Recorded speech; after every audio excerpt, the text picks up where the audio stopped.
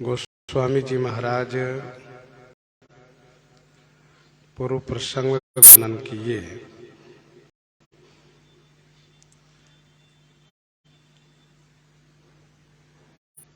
श्री रघुनाथ जी पुष्प उतार रहे हैं और श्री किशोरी जो श्री गौरी जी की पूजा कर रही है। एक सखी जो श्री सीता जी के संग में ही आई थी, परंतु समूह को छोड़ करके, संग छोड़ करके बाग घूमने गई थी। वहां से शुभ समाचार लेकर आई हैं कि बाग में दो बड़े ही सुंदर राजकुमार आए हुए हैं। उनकी शोभा अलौकिक है और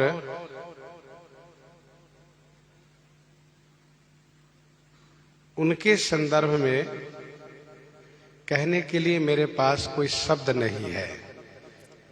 मैं उनकी छवि के सामने निःशब्द हूं। यह सुनकर के दूसरी एक सखी यह कहती हैं कि ये वही राजकुमार हैं जो कल महामुनि श्री विश्वामित्र जी के साथ आए हैं और जिन्होंने अपनी रूप रूपी मोहनी मंत्र डाल करके संपूर्ण नगरवासियों को विमोहित कर लिया है। सभी लोग उनकी छवि को वर्णन करते हैं, इसलिए अवश्य देखना चाहिए, देखने योग्य है। तो इनकी बात श्री सीता जी को बहुत अच्छी लगती है और फिर उसी सखी को जो राजकुमार जी को देख करके आई हैं, आगे करके उस दिशा की ओर चलती हैं जहां श्री राजकुमार हैं। गोस्वामी जी कहते हैं प्रीति पुरातन है।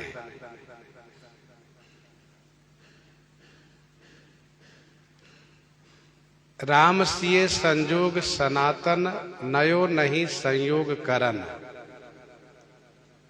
श्री सीताराम जी का सनातन संयोग है, कोई नया संयोग नहीं होने जा रहा है। तो यह जो पुरानी प्रीति है, उस प्रीति को प्रकट नहीं कर रही है।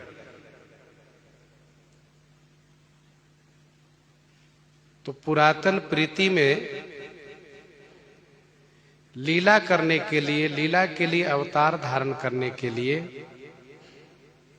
बीच में कुछ काल वियोग का बीता है, अलग अलग रहने का बीता है। अब पुनः मिलन का सुंदर समय आया है,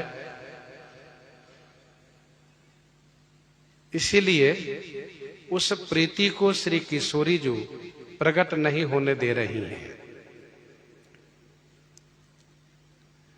तो गोस्वामी जी पहले कह देते हैं कि पुरातन प्रीति है, अर्थात यह सनातन प्रीति है, पुरानी प्रीति है। जिनके बारे में सुन करके उनको देखने के लिए ऐसी लालसा जो उत्पन्न हुई है, इसका कारण है कि पुरातन प्रीति। सुमिरि सिए नारद बचन, उपजी प्रीति पुनीत। चकित बिलोकति सकल दिशि जनु शिशु मृगी सभीत।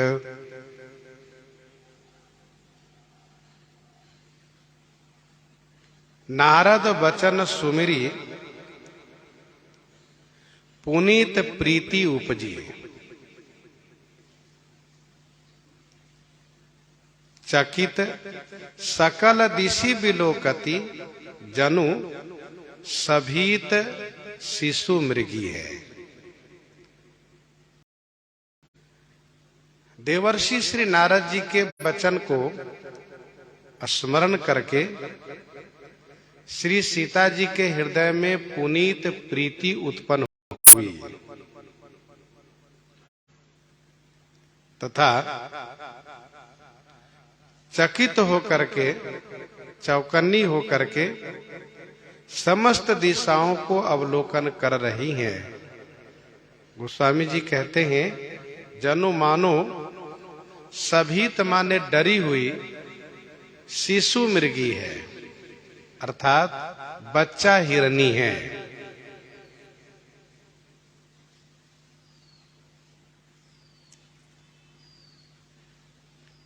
देवर्षि नारद जी के वचन को स्मरण करने से, याद करने से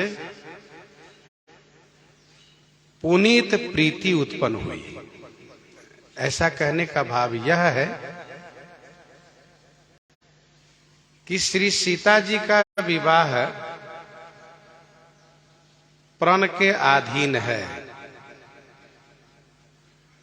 जो भी कोई धनुष तोड़ेगा वही श्री सीता जी के पति होगा।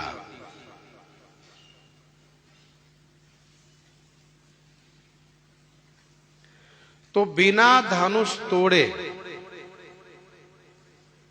किसी में मन लगाना, अनुरक्त होना, यह प्रीति की अपावनता है। अर्थात यह प्रीति पावन नहीं, दूषित है।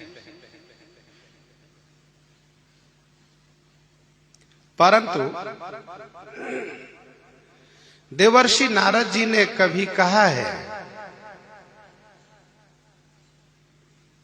कि इनके पति वही होंगे जिनमें इनका मन अनुरक्त होगा। जिनमें इनका मन अनुरक्त होगा, जिनमें इनका प्रेम होगा, वही इनके पति होंगे। नारद बचन सदा सुचि साचा, सोबर मिलहि जाहि मन राचा।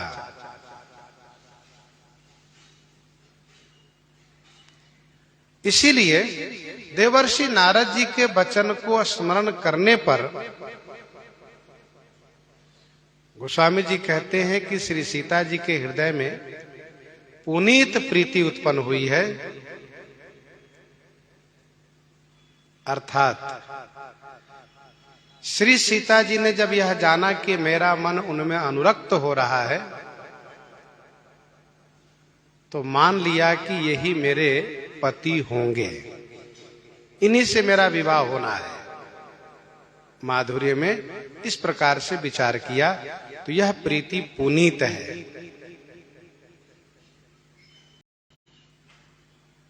विवाह के पूर्व ही अनुराग होना, प्रेम होना, यह पूर्वानुराग कहलाता है।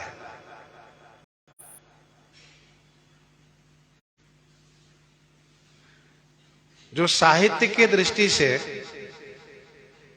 सुंदर माना जाता है।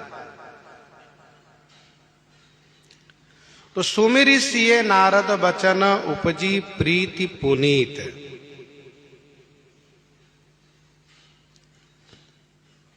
नारद जी ने कब कहा है, इसका मूल तो नहीं है, लेकिन उदाहरण से मानना चाहिए कि नारद जी ने कभी इनसे अवश्य कहा है।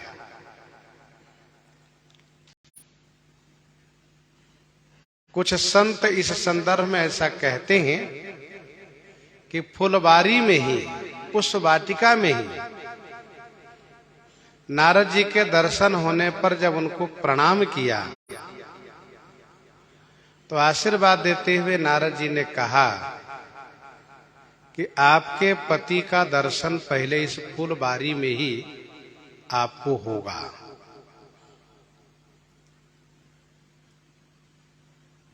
वह बात याद आ गई। दूसरा, कुछ संत ऐसा कहते हैं कि राजमहल में ही देवर्षि नारद जी ने हस्तरेखा देख करके, जैसे कि भगवती श्री पार्वती जी की हस्तरेखा देख करके नारद जी ने सब कुछ बताया है, वैसे ही इनके संदर्भ में यह कहा है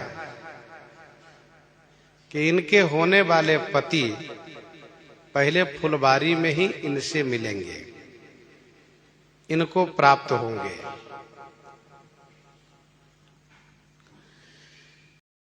मानव जी में कुछ प्रसंग ऐसे हैं कि जिनका मूल नहीं होते हुए भी उदाहरण प्रमाणित माना गया है। वही है कि न कबहु अभिमाना, कब किया ये तो पता नहीं है, लेकिन अभिमान किया है, उसी का परिणाम है ये। सो खोवै चह कृपा निधाना।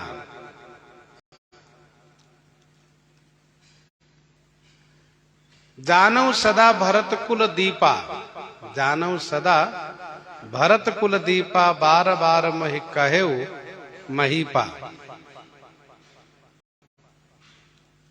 तो यह भी इस प्रकार से प्रमाणित है।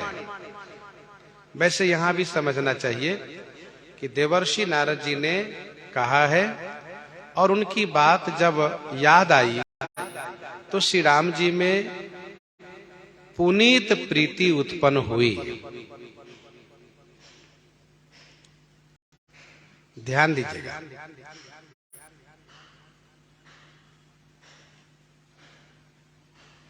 पहले विश्वास होता है, फिर प्रेम होता है और इसके बाद प्राप्ति होती है।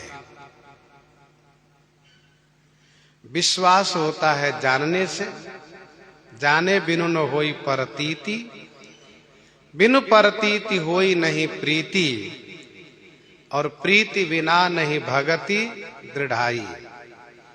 प्रीति बिना नहीं भगति दृढ़ाई, जिमि खगपति जल कई चिकनाई।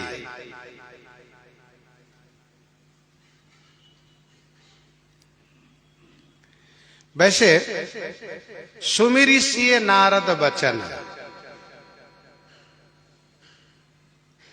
यह विश्वास हुआ और उपजी प्रीति, पुनीत से प्रीति उत्पन्न हुई और फिर आगे प्राप्ति की बात आई।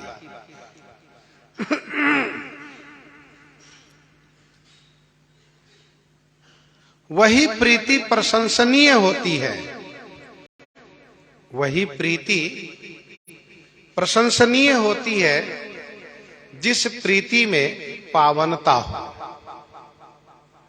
जिस प्रीति में निश्चलता हो, निस्वार्थ हो। जैसे प्रीति पुनीत भरत कई देखी, सकल सभा सुख लहेउ बिसेखी। इनकई प्रीति परस्पर पावनी, इनकई प्रीति परस्पर पावनी, कहीं न जाय मन भाव सुहावनी।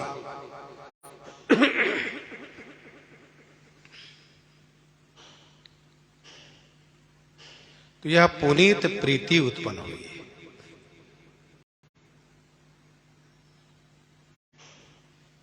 फिर श्री सीता जी चकित होकर के सब दिशा को अवलोकन करने लगी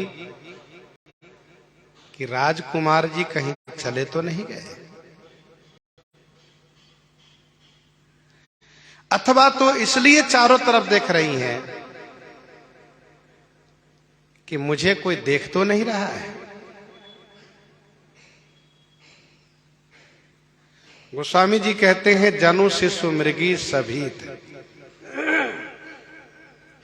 जिस प्रकार से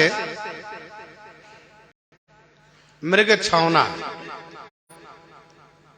मृग शावक मृगी से अलग होने पर वह डरता है और गर्दन घुमा करके सब तरफ देखता है कि मेरी मां कहां गई। उसमें भी उनकी शोभा होती है।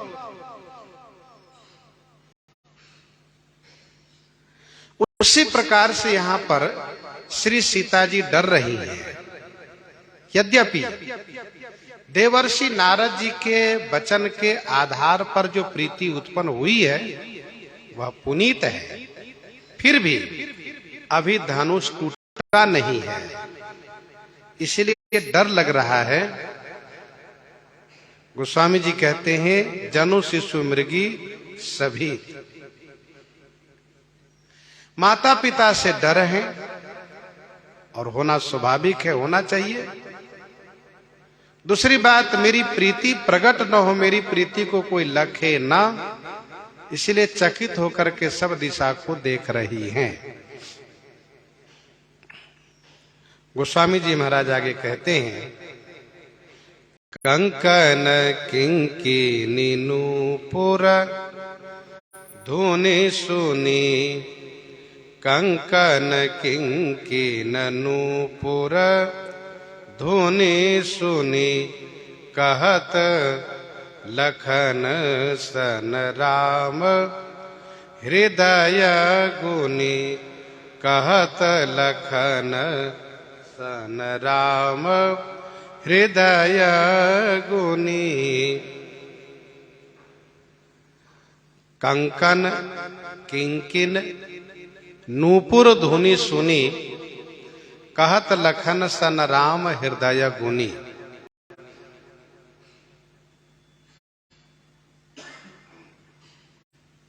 कंकन यह हाथ के आभूषण है। किंकिनी यह कटी के आभूषण है जिसे करधनी कहते हैं। नूपुर यह चरण के आभूषण है जिसे पायजेब कहा जाता है।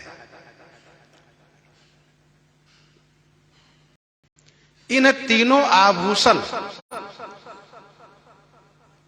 की सम्मिलित स्वर में ध्वनि जो उच्चारित हो रही है, ध्वनि जो प्रकट हो रही है, उस ध्वनि को सुन करके भगवान श्री राम जी हृदय गुनी माने हृदय से विचार करके अपने हृदय के विचार को श्री लक्ष्मण जी से कह रहे हैं।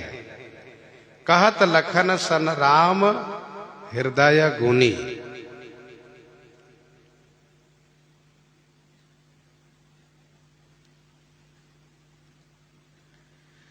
श्री किशोरी जी के इन तीनों आभूषण की ध्वनि भगवान श्री राम जी के कर्ण गोचर हुई, कर्ण मार्ग से हृदय में प्रविष्ट हुई। श्री सीता जी के पूर्व जो सखी आई थी वे भी आभूषण पहन रखी है। आभूषण सभी सखियां पहनी हैं, लेकिन उनके आभूषण की ध्वनि भगवान श्री राम जी के कर्णगोचर नहीं हुई।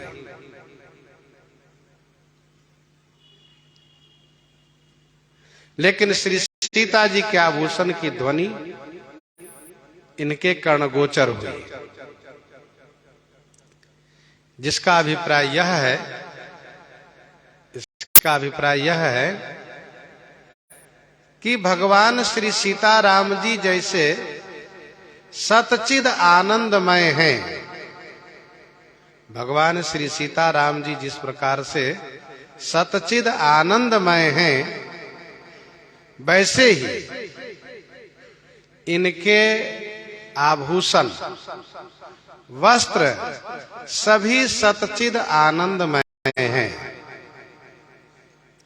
सब चिन्मय हैं।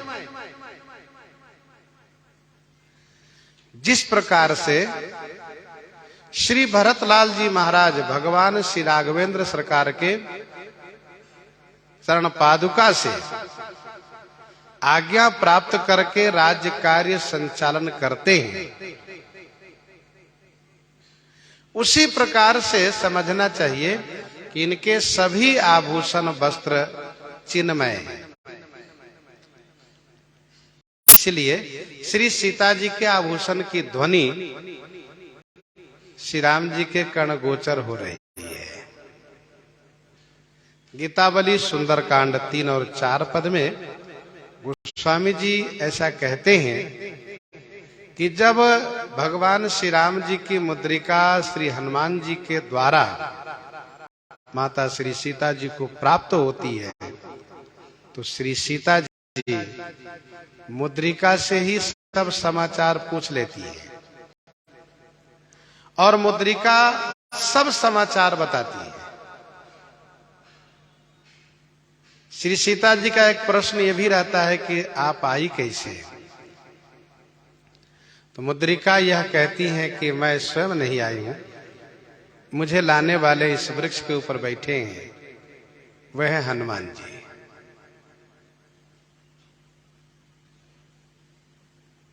श्री सीता जी को प्रबोध करके समझा करके मुद्रिका हनुमान जी को दिखा देती है, ये हनुमान जी ऊपर है। कहने का अभिप्राय यह है कि इनके आभूषण की ध्वनि श्री राम जी के कर्ण गोचर हुई। इसका मतलब यह हुआ कि श्री सीता जी और श्री राम जी इन दोनों के वस्त्र आभूषण चिन्मय हैं और उनके द्वारा एक दूसरे को ध्वनि प्राप्त भी होती है।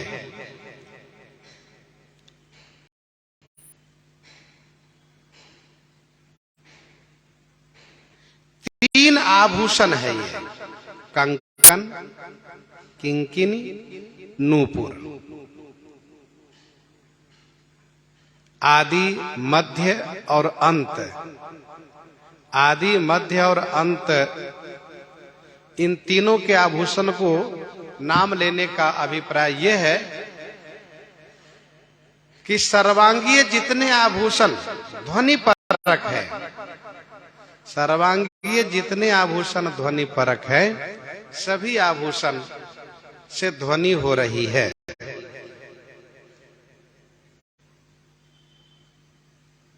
अथवा तो सभी आभूषणों में से यही तीन है जो हाथ के कंकन, कमर की किंकनी, चरण के नूपुर, ये शब्दकारी हैं। कंकन किंकिन नूपुर बाजही, कंकन किंकिन नूपुर बाजही, चाल बिलो की काम गज लाजही। मंजीर नूपुर कलित कंकन, मंजीर नूपुर कलित कंकन, ताल तिबर बाजही। इस प्रकार से इन तीनों को शब्दकारी होना गोस्वामी जी ने अन्यत्र भी कहा है।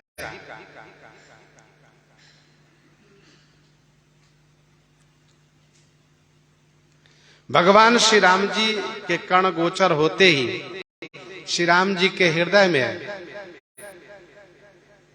हलचल शुरू हुआ। जो शांत गंभीर हृदय है उसमें हलचल शुरू हुआ। और श्री राम जी जैसा आगे कहते हैं कि मानो कामदेव ने डंका बजाया है, तो इसका मतलब यह है कि काम का प्रवेश हुआ।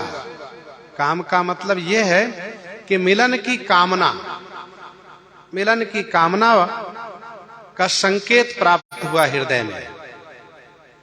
और ध्यान देने वाली बात यह है कि यहाँ पर उन काम की बात नहीं कही जा रही है, यहाँ विशुद्ध प्रेम की बात कही जा रही है। जैसे कि श्री सीता जी में उपजी प्रीति पुनीति, उपजी प्रीति पुनीत, वैसे श्री राम जी के मन में भी है कि बोले सूची मन अनुज सना, पवित्र मन दोनों का है, मन दूषित नहीं हुआ है।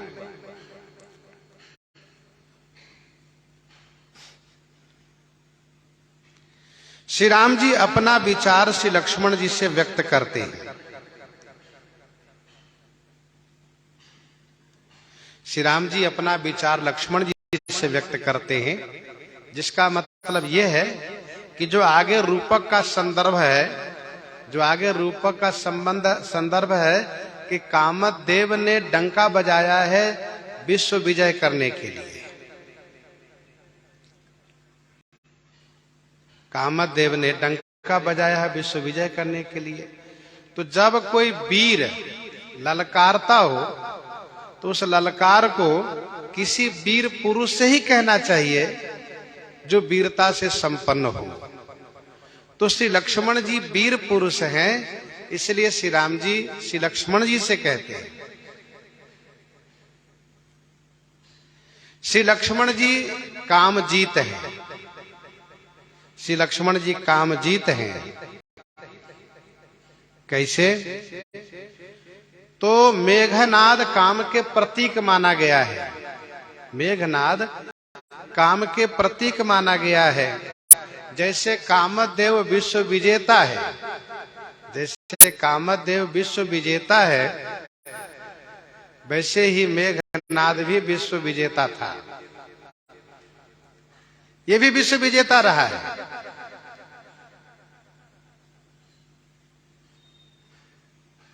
विनय पत्रिका पद संख्या 58 में जब आप पढ़ेंगे, गोस्वामी जी वहां कहते हैं, मोह दस मौल तद भ्रात अहंकार, पाकारी जीत काम विश्राम हारी। और कामदेव की प्रसिद्धि है भट्टों में, वीरों में, वैसे ही मेघनाद की प्रसिद्धि है भट्टों में, वीरों में। लेकिन उस मेघनाद को श्री लक्ष्मण जी ने मारा।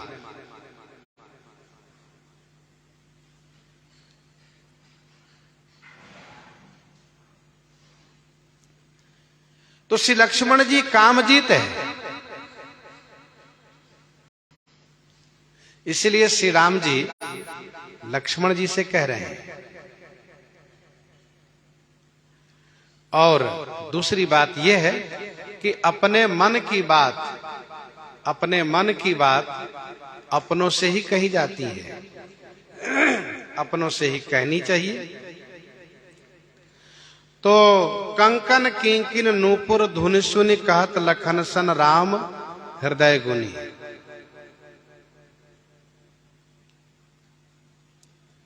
कंकन कह रहा है, क्या कह रहा है कि कौन ऐसा शोभा वाला है, कौन ऐसा शोभा वाला है जो इस शोभा के सामने कंक न हुआ हो। कौन ऐसा शोभा वाला है जो इस शोभा के सामने कंक नहीं हुआ है। अर्थात इस शोभा के सामने सभी दरिद्र हो गए। किंकनी कह रही है, किंकनी कह रही है कि ऐसी शोभा के सामने किन किन ने हार नहीं मानी। किंकनी कह रही है कि ऐसी शोभा के सामने किन किन ने हार नहीं मानी। अर्थात उमा, रमा, ब्रह्मानी, सची, रति सभी ने हार मान ली।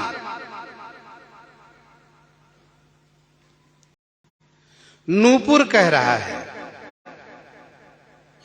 नूपुर कह रहा है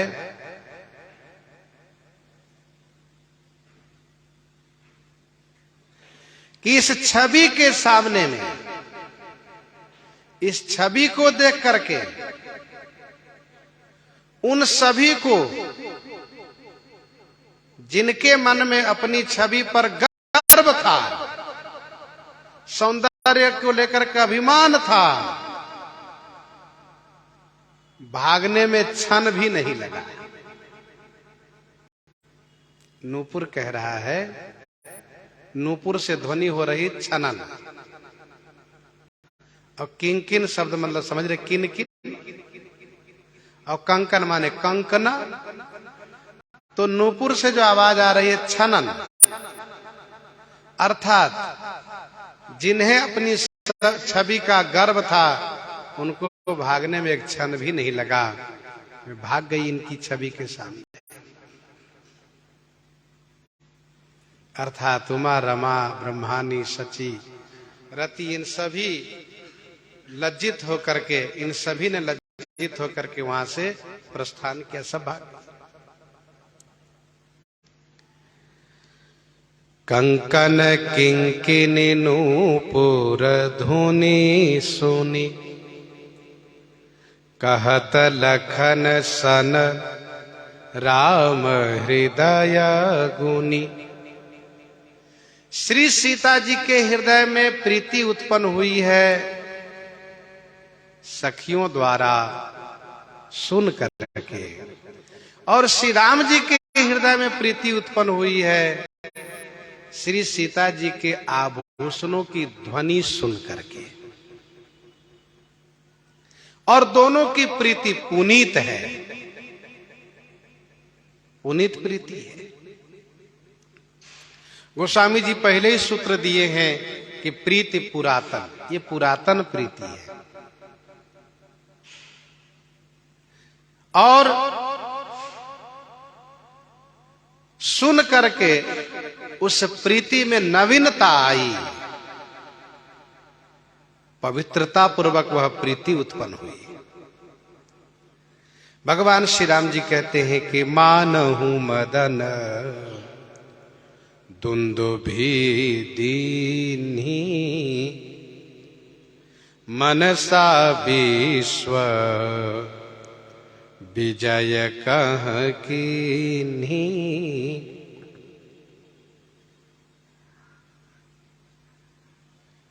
मानहु मदन दुंदुभि दीन्ही, मनसा विश्व विजय कह कीन्ही।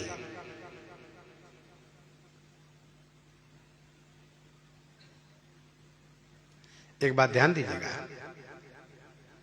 भगवान श्री राम जी पहले हृदय में विचार कर रहे हैं, इसके बाद लक्ष्मण जी से कह रहे हैं। यह चौपाई हृदय का विचार है। ऐसा नहीं कि श्री राम जी तुरंत श्री लक्ष्मण जी से कह रहे हैं, हृदय में अभी विचार कर रहे हैं, पूरे दोहा भर विचार करेंगे, इसके बाद तब सरकार लक्ष्मण जी से कहेंगे तात जनक तनया यह सोई। अभी मन का विचार है, मन में जो हलचल हुआ है, मन में जो क्षोभ हुआ है, अथवा यूं कहिए कि जो पवित्र प्रीति उत्पन्न हुई है, तो मानो मदन दुंदुभि दीन्ही, मानो मदन ने कामदेव ने दुंदुभि दी है। दुंदुभि माने नगाड़ा बजाया है, डंके की चोट पर प्रकट किया है। क्यों बजाया है नगाड़ा? कहा मनसा विश्व विजय कह कीन्ही। विश्व विजय के लिए मनसा किया है, मन बनाया है।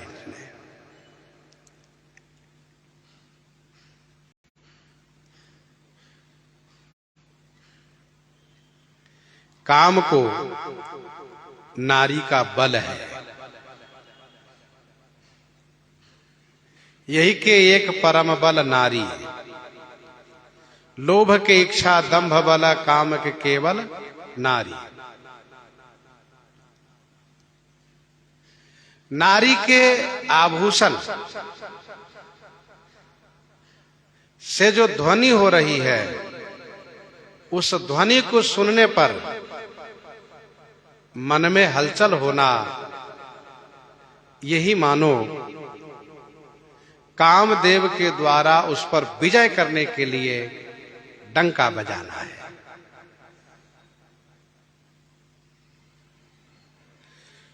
मनसा माने कामना किया है, चाहना किया है विश्व विजय प्राप्त करने के लिए।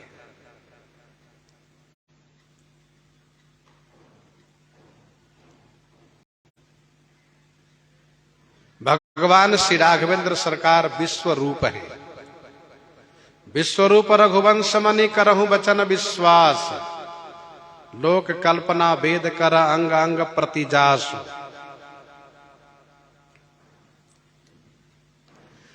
तो कामदेव को ऐसा लगा कि हम तो सबको जीत ही लिए हैं, इनको भी जीत ले।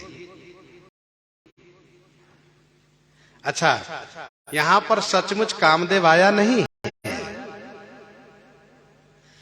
कामदेव तो भगवान का दास है, ठाकुर जी का पुत्र है।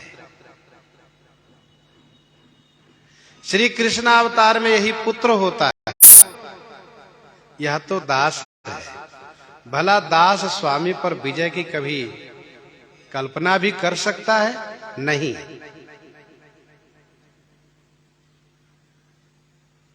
वस्तुतः यहां पर उत्प्रेक्षा अलंकार के द्वारा मानहु है नहीं, लेकिन मानो कामदेव ने नगाड़ा बजा करके विश्व पर विजय पाने की कामना किया है। ये श्री राम जी मन में विचार कर रहे हैं। काम कुसुम धनुषायक लीन, सकल भुवन अपने बस कीन है। संपूर्ण भुवन को अपने बस में कर रखा है।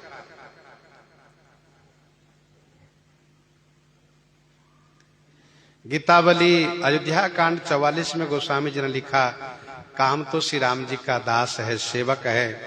काम कौतुकी यही विधि प्रभुहित कौतुक किन्ह, काम कौतुकी यही विधि प्रभुहित कौतुक किन्ह।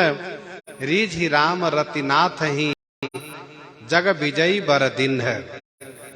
जगत में तुम विजयी बन जाओ, यह वरदान भगवान श्री राम जी ने चित्रकूट में दिया है। विश्व विजेता इनको बनाया कौन? श्री राम जी बनाए हैं। परंतु प्रसंग में जब माधुरी लीला की प्रस्तुति की जा रही है, तो उसमें इस प्रकार के रूपक द्वारा, उत्प्रेक्षा द्वारा वर्णन करना प्रसंग की शोभा होती है।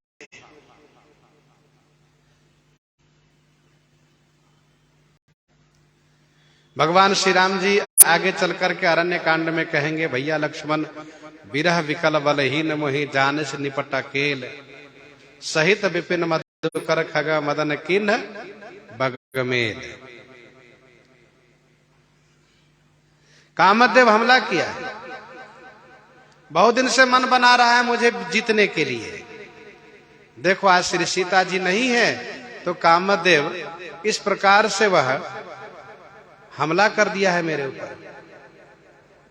लेकिन उसने पहले दूत को भेजा, और दूत ने जाकर उसको बताया कि श्री राम जी अकेले नहीं है जो आप जीत लोगे उनको।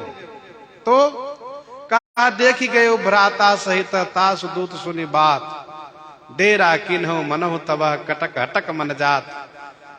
जब उसके दूत ने उसको बताया कि उनके साथ में उनके भाई हैं, तो उसने पास में डेरा डाल दिया है। मौके की तलाश में जब अकेले हो तो इनको मैं परास्त करूं। ये वहां पर प्रसंग की प्रस्तुति है, प्रसंग की शोभा है। तो मानव मदन दुंद भी दिन ही मनसा विश्व विजय कह किन्नी।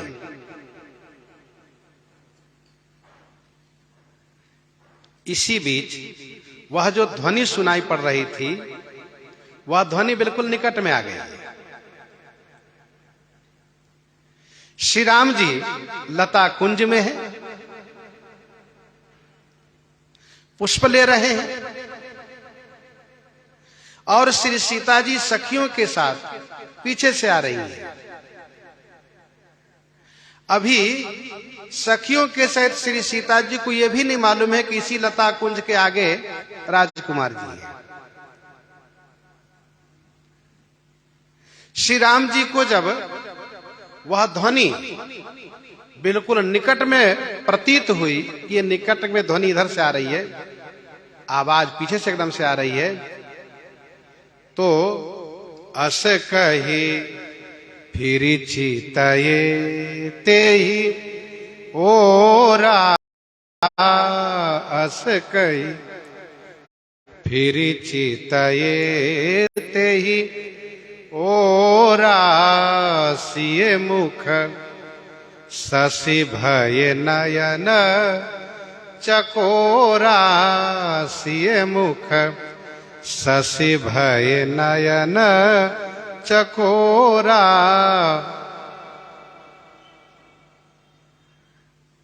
अस कही फिर चितये ते ही ओरा सिए मुख शशि भय नयन चकोरा।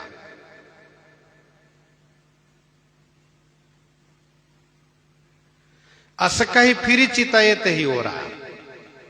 ध्यान दीजिएगा, कुछ संत ऐसा कहते हैं कि श्री राम जी अस कही माने मन से कह करके, जैसा कभी आपने ऊपर सुना कि श्री राम जी अभी मन में विचार कर रहे हैं और मन से ऐसा कह करके। लेकिन दूसरा, कुछ संत ऐसा भी कहते हैं कि दो चौपाई की बात श्री राम जी लक्ष्मण जी से कहे हैं।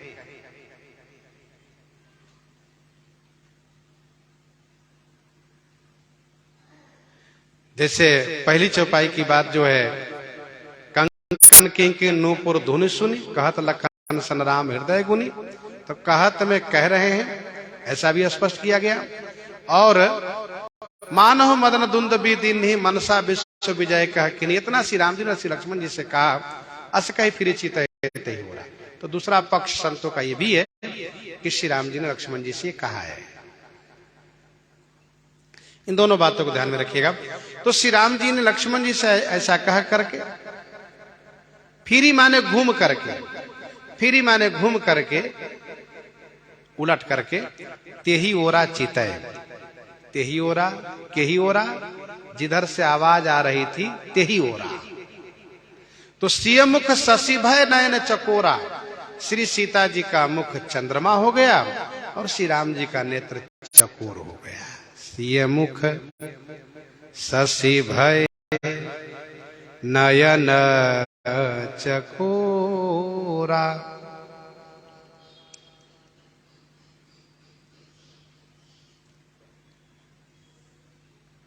यहां मन वचन कर्म तीनों कहा गया। कहत कंकन किंकिन नूपुर धुनि सुनी कहत लखन सन राम हृदय गुनी। हृदय गुनी ये मन की बात हुई। अस कही वचन और चितये ते ही ओरा कर्म से देखा।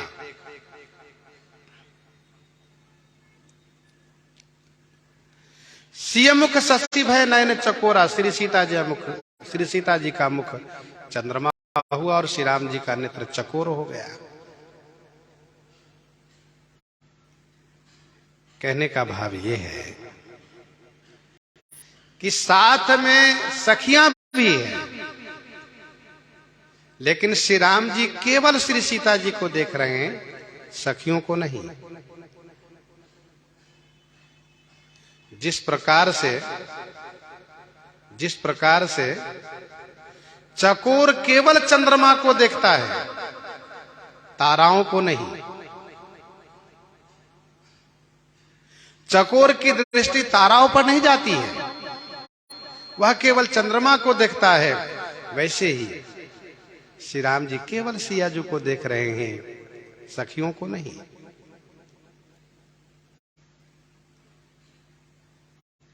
अस कही फिर चितये ते ही ओरा।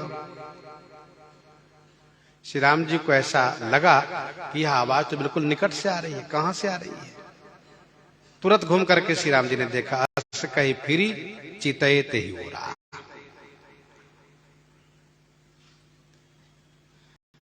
अच्छा, चकोर जब चंद्रमा को देखता है तो एकटक हो जाता है।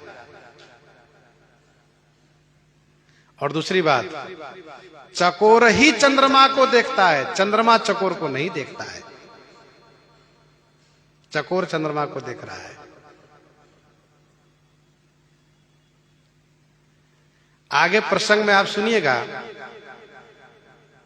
कि किशोरी जी जब श्री राम जी को देखी हैं, तब क्या हुआ, कहा किशोरी जी का नेत्र चकोर हो गया, श्री राम जी का मुख चंद्रमा हो गया। अधिक स्नेह देह भय भोरी शरद शशि जनु चितव चकोरी।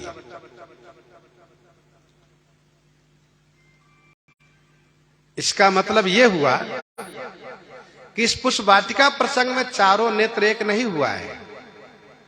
जब श्री राम जी अवलोकन किए हैं तब श्री सीता जी नहीं देख पाई है, क्योंकि बीच में लता का आड़ है, लता कुंज है यह। और जब श्री सीता जी देखी है तब श्री राम जी ने देखी है। यह है प्रेम की मर्यादा। असकहि फिर चितये तहि ओरा सिय मुख शशि भय नयन चकोरा। चकोर जब चंद्रमा को देखता है तो फिर देखते रह जाता है, अपलक हो जाता है, और दूसरी बात यह है कि बोलता नहीं, बिल्कुल चुप हो जाता है। तो बहुत बढ़िया बात यह है कि श्री राम जी श्री लक्ष्मण जी से कुछ कह रहे थे कि मानहु मदन दुंदुभि दीन्हि मनसा विश्व विजय का किन्हि। और कुछ कहते, लेकिन जैसे ही घूम करके श्री सीता जी की ओर देखा और श्री राघव का नेत्र चकोर हो गया तो श्री राघव बिल्कुल अवाक हो गए, बिल्कुल चुप हो गए।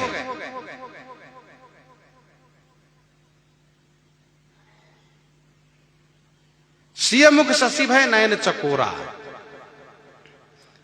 और चकोर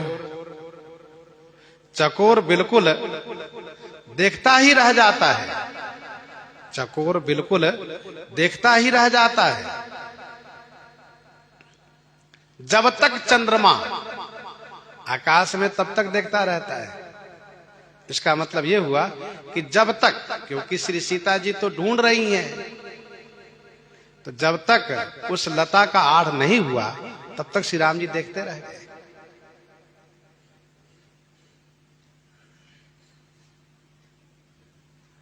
एक बात और आप इस प्रसंग में ध्यान दीजिएगा, आगे श्री राम जी कहेंगे कि करत प्रकाश फिरे फुलबाई। इसका मतलब यह है कि श्री राम जी ने जैसे ही पीछे घूम करके देखा है तो पहले प्रकाश आलोकित हुआ, लता कुंज से उधर से प्रकाश आया है, और फिर जब प्रकाश की ओर देखा तो चंद्रमा दिखाई दिया। ये प्रकाश किसी और का नहीं, चंद्रमा का है। सिय मुख शशि भय नयन चकोरा। अरे भाई, जब प्रकाश आ रहा है तो किसी का प्रकाश तो होगा, ये प्रकाश चंद्रमा का है। नेत्र अपलक हो जाता है, नेत्र स्थिर हो जाता है। भय बिलोचन, भय बिलोचन चारु अचंचल मनहु सकुचि निमि तजे दिगंचल। मनहु सकुचि निमि तजे दिगंचल।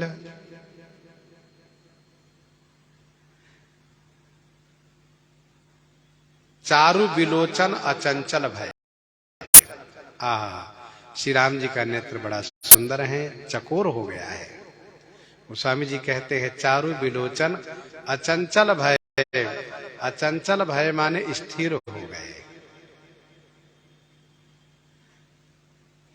फिर गोस्वामी जी को बड़ा सुंदर उदाहरण मिला। उन्होंने कहा कि मनहु सकुचि निमि तजे दिगंचल।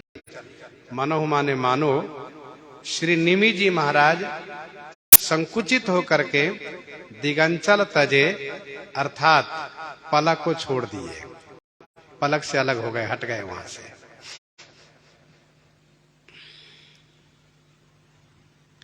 भय बिलोचन चारु अचंचल। भगवान श्री राम जी का नेत्र बड़ा सुंदर है। चितवनी चारु बिरकुटी बर बाकी, चितवन चारु मार मन हरनी। बहुत सुंदर इनकी दृष्टि है। परिनेत्र अचंचल हो गए। और एक बात ध्यान दीजिएगा नेत्र की शोभा चंचलता में ही है। नेत्र जब स्थिर हो जाता है तो वो शोभा नहीं रह जाती। एकदम से नेत्र स्थिर हो जाए तो पलक न गिरे, पुतली न हिले डोले, तो वो शोभा नहीं रहती है। लेकिन यहां पर गोस्वामी जी कहते हैं कि शोभा बनी हुई है। भरे भय बिलोचन चारु चंचल। अच्छा, नेत्र चंचल क्यों रहता है? नेत्र चंचल रहता है अपनी निधि को खोजने में। नेत्र चंचल रहता है अपनी निधि को खोजने में। इस नेत्र की निधि कौन है? कहा भगवान है, श्री सीताराम जी है, श्री रघुनाथ जी है। तो नेत्र को जो अपनी निधि मिल जाती है तो नेत्र स्थिर हो जाता है। श्री राम जी के नेत्र की निधि श्री सिया जी हैं, श्री किशोरी जी को प्राप्त करके वह नेत्र स्थिर हो गया। देखो भाई, जब नेत्र स्थिर होता है तो मन भी स्थिर हो जाता है। इसलिए साधना काल में यह शिक्षा दी जाती है कि पहले नेत्र को साधो, नेत्र को स्थिर करो। नेत्र स्थिर करोगे तो मन स्थिर होगा। नेत्र घूमता रहेगा तो मन भी घूमता रहेगा।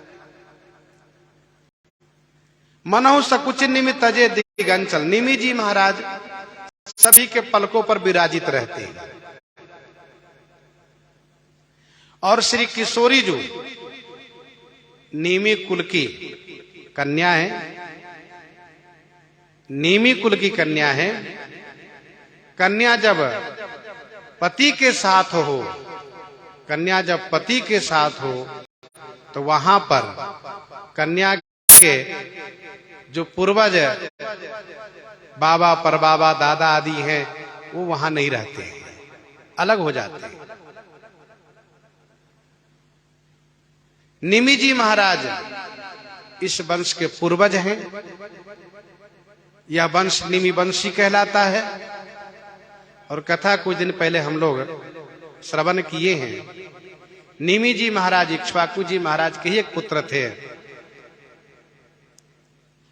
जिन्होंने एक यज्ञ करना चाहा, परंतु गुरु श्री वशिष्ठ जी ने ये कहा कि मैं पहले देवराजेंद्र को वचन दिया हूं, उनका यज्ञ करा करके फिर आपका यज्ञ कराऊंगा। ऐसा कह करके वे चले जाते हैं। निमि जी कुछ बोलते नहीं है। जब श्री वशिष्ठ जी महाराज यज्ञ करा करके वापस आते हैं तो यज्ञ चलता हुआ देखते हैं कि यज्ञ हो रहा है, यज्ञ तो चल रहा है। तो उनको बुरा लगता है कि बताओ मेरा इतना बड़ा अपमान किया इन्होंने। यज्ञाचार्य यज्ञ कराने वाले श्री गौतम ऋषि हैं, तो उनको गुस्सा आई और श्राप दे दिए, निमि तुम देह रहित हो जाओ। निमि जी को जब पता चला तो निमि जी को भी बुरा लगा कि बताओ गुरु जी को चाहिए कि पहले जानकारी करते, समझते बूझते। बिना समझे बिना सोचे समझे श्राप दे दिए। मैं भी श्राप देता हूं, गुरु जी भी बिना शरीर के हो जाए। और दोनों का तेज है, दोनों का श्राप दोनों पर लागू हो गया। इधर श्री गौतम जी ने यज्ञ के समापन के लिए उनके शरीर को सुरक्षित रखा तेल भरी नौका में। यज्ञ के समापन पर जब देवता लोग आए तो श्री गौतम जी ने कहा पहले आप लोग हमारे जजमान जी को आशीर्वाद दीजिए, वरदान दीजिए। देवताओं ने कहा पुनः जीवित हो जाए। निमि जी ने कहा नहीं, मैं पुनः जीवित होना नहीं चाहता हूं। क्यों? कहा शरीर में रहने से शरीर में आसक्ति होती है, शरीर में मोह हो जाता है, शरीर छोड़ने में पीड़ा होती है और एक दिन शरीर छूट ही जाता है, शरीर छोड़ना पड़ता है। किसी का भी शरीर हो हमेशा शाश्वत रहता नहीं है। जब शरीर एक दिन छूटना ही है तो अभी छूट चुका है, इसलिए अब हम पुनः शरीर नहीं चाहते। देवताओं ने कहा आप क्या चाहते हैं? कहा हम सभी के पलकों पर रहना चाहते हैं, वही नेत्र पर ही बैठ करके हम भगवान का ध्यान करेंगे। कहा अच्छी बात है। देवताओं ने तथास्तु कहा। निमि जी महाराज सभी के पलकों पर विराजित हुए, पलक गिरना शुरू हो गया उसी दिन से। ये पलक बार बार झपकता रहता है। निमि जी महाराज का देन है, निमि जी वहां विराजित है। तो निमि कुल की कन्या है, इसीलिए मनहु सकुचित निमित्त तजे दिगंचल, निमि जी महाराज संकुचित होकर के उस दिगंचल को छोड़ दिए। दिगंचल वैसे होना चाहिए दृगंचल, और दिग छंद की रचना में शब्द का प्रयोग किया गया। दृगंचल है पलक। देखिए आंचल से ढांका जाता है, मैया अपने बालक को आंचल से ढांक लेती है। तो वैसे ये पलक दृग के अंचल है, नेत्र के अंचल है ये पलक। तो पलक को छोड़ दिए निमि जी महाराज, अर्थात श्री राम जी का नेत्र स्थिर हो गया, नेत्र एकटक हो गया, पलक गिरना बंद हो गया। देखी सिए शोभा सुख पावा, देखी सिए शोभा सुख पावा,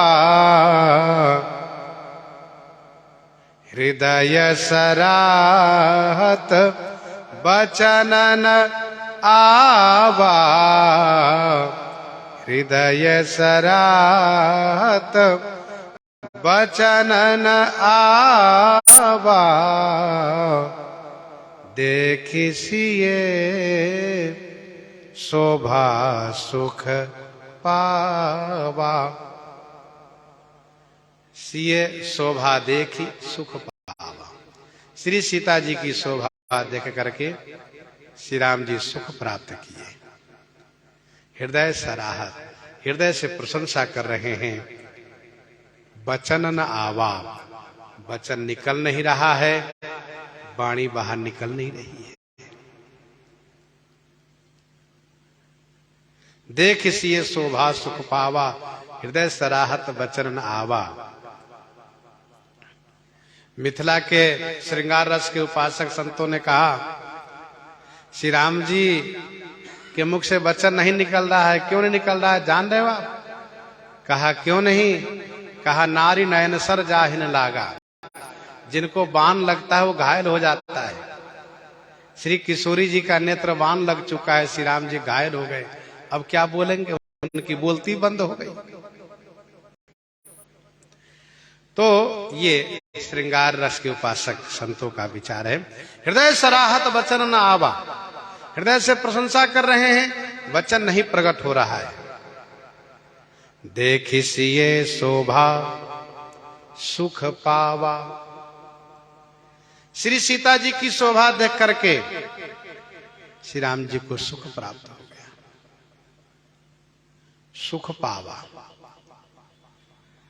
एक संत ने यह कहा कि पावा उसको कहा जाता है जिसके लिए, जिसको खोजा गया हो, खोज किया जा रहा उसको पा लिया जाता है, तो कहते पा गए।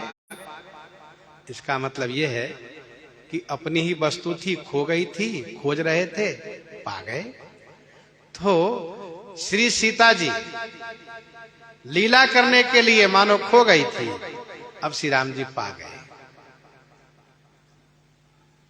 देख सिए शोभा सुख पावा, सुख को पा गए, जिस सुख को खोज रहे थे। भगवान श्री राम जी हृदय में क्या प्रशंसा कर रहे हैं? तो जनु बिरंची सब निज निपुनाई, बिरची विश्व कह प्रगति दिखाई। जनु बिरंची सब निज निपुनाई, बिरची विश्व कह प्रगति दिखाई। जनु बिरंची सब निज निपुनाई, जनु मानो बिरंची श्री ब्रह्मा जी ने निज सब निपुनाई, निज माने अपनी सब निपुनाई, सब कारीगरी, सब कलाकारी, सब चतुराई, बिरची माने रचना करके विश्व कहां प्रगति दिखाई, विश्व को प्रकट करके दिखाया है। ब्रह्मा जी ने कहा, देखो विश्व के लोगों, मैं ऐसी संरचना करता हूं, ये मेरी कलाकारी है। जनो बिरंच सब निज निपुनाई, बिरच विश्व कहां प्रगति दिखाई। एक सखी ने कहा था, जही बिरंची रची सिय संवारी, तेहि श्यामल बर रचो बिचारी। कहा एक मैं आज निहारे, जनु बिरंच निज हाथ संवारे। वैसे ब्रह्मा जी महाराज सब रचना मन से करते हैं। कुछ रचना ऐसी है कि वे अपने तन से, मन से, बुद्धि लगा करके स्वयं करते हैं कि इनको मैं अपने स्वयं बनाऊं। यहां भी उत्प्रेक्षा अलंकार है। आप प्रगट भय विधि न बनाए। ब्रह्मा जी का बनाया हुआ जनकपुर में एक तिनका भी नहीं है, तो फिर भला सिया जी को कैसे बनाएंगे। यहां पर वस्तुतः उत्प्रेक्षा अलंकार है कि जनु बिरंच सब निज निपुनाई, बिरच विश्व कहां प्रगति दिखाई। अर्थात जहां अद्भुत अलौकिक दिव्य शोभा कहना होता है कवि को, वहां पर कहते हैं मानो ब्रह्मा जी ने अपने हाथ से बनाया है। सुंदरता कहां सुंदर करई, सुंदरता कहां सुंदर करई, छवि गृह दीप शिखा जनु बरई, छवि गृह दीप शिखा जनु बरई। सुंदरता कहां सुंदर करे। मूर्तिमान सुंदरता को भी, मूर्तिमान सुंदरता को भी सुंदर बनाने वाली हैं। और कैसे? तो कहा छवि गृह, छवि के घर में, जो सुंदरता के घर हो, उसमें दीप शिखा जनु बरई, मानो दीपक की शिखा जल रही है, दीपक की लौ जल रही है। सुंदरता कहां सुंदर करई, छवि गृह दीप शिखा जनु बरई। रघुवंश महाकाव्य में श्री कालिदास जी महाराज ने ये कहा है कि श्री इंदुमती जी जब जयमाला लेकर के जिधर जाती हैं, वह दीप शिखा के समान है, उस अंधेरे में उजाला हो जाता है। जहां जाती हैं उस अंधेरे में उजाला हो जाता है। तो गोस्वामी जी कहते हैं कि उजाला में भी उजाला करती है। छवि गृह दीप शिखा जनु बरई, जहां उजाला ही है वहां भी उजाला प्रदान कर रही है। आगे कहेंगे करत प्रकाश करे फुलबाई। अब आप जरा सोचिए, बिल्कुल अंधेरे में श्री राम जी फूल लेने नहीं गए हैं। प्रातः होने पर, सूर्य उदय होने पर, प्रकाश होने पर गए हैं। लेकिन उस स्थिति में, उस समय में भी श्री राम जी इस बात को अनुभव कर रहे हैं कि श्री सीता जी के छवि प्रकाश के सामने सूर्य का प्रकाश मंद पड़ जा रहा है। करत प्रकाश फिरई फुलबाई। सुंदरता कहां सुंदर करई, छवि गृह दीप शिखा जनु बरई। ये सखियों का समाज है, वह छवि गृह है। जो सखियों का समाज है वह छवि गृह है। और श्री सीता जी दीपक के शिखा, दीपक के लौ के समान है, दीपक की शिखा के समान है। सुंदरता कहां सुंदर करई, जासु वंश उपजहि गुण खानी, अगणित लक्ष्य उमा ब्रह्मानी। जासु वंश उपजहि गुण खानी, अगणित लक्ष्य उमा ब्रह्मानी। उन सभी को सुंदरता प्रदान करती है। सुंदरता कहां सुंदर करे, सुंदरता कहां सुंदर करे, छवि गृह दीप शिखा जनु बरई। अथवा तो यूं समझना चाहिए कि सुंदरता की मूर्ति श्री राम जी हैं, सुंदरता की मूर्ति श्री राम जी हैं।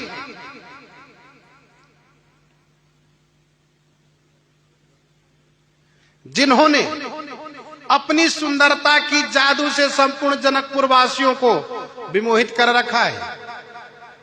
उन जनकपुर वासियों को जो जनकपुर वासी स्वयं को सुंदर हैं, नगर नारी नर रूप निधाना सुघर सुधर्म सुशील सुजाना, ऐसे सुंदरता की मूर्ति श्री राम जी है। इतने सुंदर हैं। उन श्री राम जी को भी सुंदर बना रही हैं श्री किशोरी। जरा सोचिए, जनकपुरवासी सब सुंदर थे, सब श्री राम जी के रूप पर विमोहित हो गए। और श्री राम जी कहां विमोहित हुए? श्री किशोरी जी के रूप पर। इसका मतलब यह हुआ कि बहुत सुंदर श्री राम जी हैं। उन सुंदरता की मूर्ति को सुंदर बना रही श्री किशोरी। वाम भाग शोभती अनुकूला, वाम भाग शोभती अनुकूला, आदि शक्ति छवि निधि जगमूला।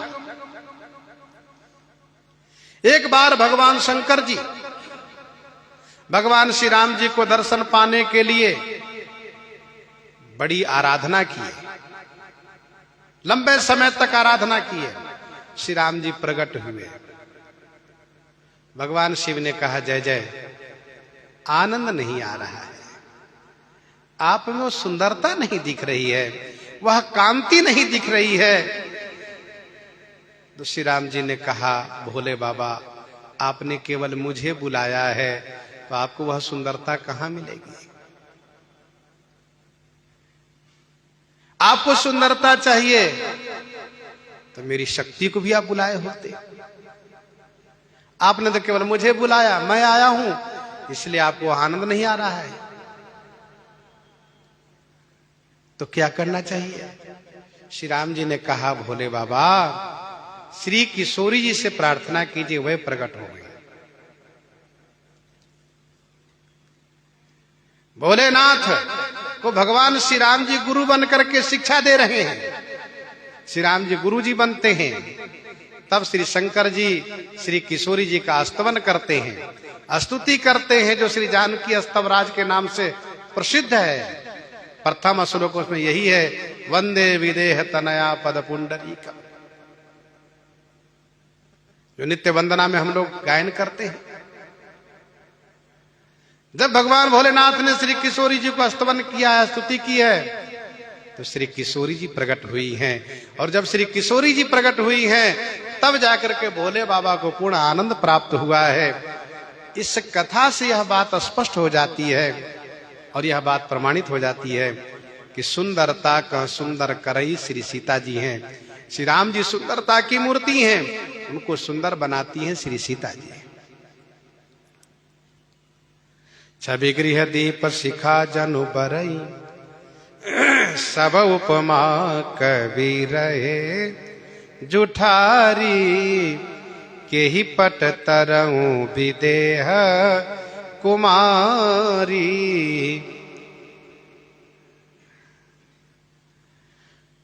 गोस्वामी जी कह रहे हैं, श्री राम जी सोच रहे हैं कि मैं क्या उपमा दूं, कोई उपमा मनिया है ही नहीं। सब उपमा कवि रहे जुठारी, सभी उपमाओं को कवियों ने जूठी कर दिया है, सखड़ा कर दिया है। श्री सीता जी के लिए अमनिया, और वह उपमा चाहिए जिस उपमा को कोई छुआ न हो, पर ऐसी उपमा कोई मिल नहीं रही है। के ही पटतरों विदेह कुमारी।